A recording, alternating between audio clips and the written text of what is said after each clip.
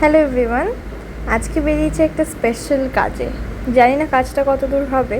আমি, দিদি, মিঠি আর দাদাভাই বেরিয়েছি। আর বৃষ্টিও পড়ছে বেশ। বেরোলাম ওই 8টার দিকে। যাচ্ছে, জানি না কত দূর রথ কেনা হবে, কিন্তু ওই বেরোনো তো হয়েছে। তাতে যদি জগন্নাথ বলরাম সুভদ্রাকে কেনা যায় সেই নিয়েই ফিরতে এই যে আমাদের মিঠি এখানে। আগের বার যখন মিঠি ছোট তখন তো আর রথ টানতে পারেনি, বাট ওই আর কি ছবি তুলেছিল, একটু টেনেছিল। যাচ্ছি হচ্ছে রথ কিনতে। আমরা যাব হচ্ছে বাগবাজারে দেখা যাক এখন কি অবস্থা। এখন অলমোস্ট বাজে 8টা। এই যে আমাদের যার জন্য রথ কেনা সে নিজেই এখন ঘুমিয়ে পড়েছে, পুরো ঘুম। আমরা এখনো পৌঁছতে পারিনি।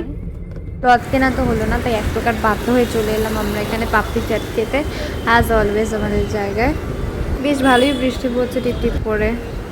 পাপড়ি চাটটা আমার খুব বিশেষ পছন্দের নয়, তো আমি নিয়েছিলাম দই ফুচকা, যেটা আমার একদমই খাওয়াটা উচিত হয়নি তখন ওই দোকানটা থেকে। আমি বুঝতে পারিনি যে এতটা ডিফারেন্স হয়।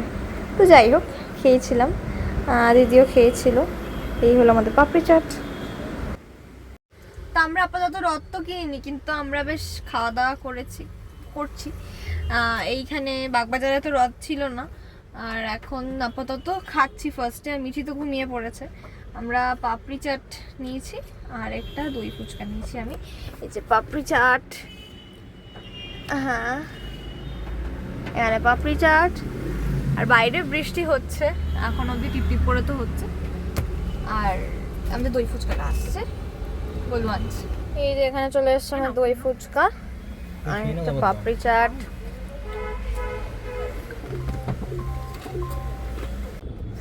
আমাদের খাওয়া দাওয়া হয়ে গেছে। আর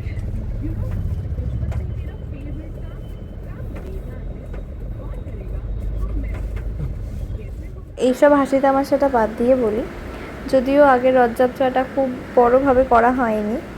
মিঠি তখন অনেকটাই ছোট, প্রায় 6-7 মাসের। কিন্তু এইবারে রথযাত্রাটা কিন্তু বেশ একটু ভালোভাবেই করার প্ল্যান আছে, সেটা তোমাদের সঙ্গে শেয়ার করব। এখন ফিরছি বাড়িতে, বৃষ্টি হচ্ছে বাইরে। আর আমাদের মিঠিও ঘুমিয়ে পড়েছে, বেশ টানা 1 ঘন্টার একটা ঘুম দিল।